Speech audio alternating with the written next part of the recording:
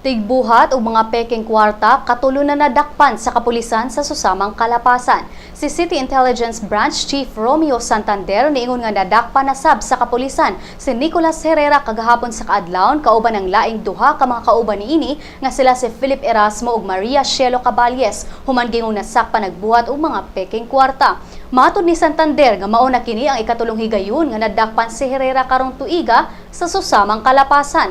Niadtong Mayo si Herrera nasikop sa PRO Central Visayas tungod sa giingong pagbuhat niini og mga peking kwarta. Ug niadtong Agosto nadakpan na sab kini sa kapulisan sa Barangay Parian human nakuha gikan kaniya ang mga peking kwarta ug mga paketing shabu. Apan si Herrera nakapiyansa sa duha ka higayon.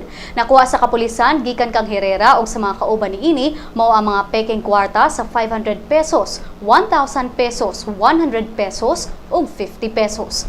Si Herrera ug ang duha ka mga kauban niini nagatubang og kasong kalapasan sa Article 168 of the Revised Penal Code o ang illegal possession and use of false notes of the Bangko Sentral ng Pilipinas.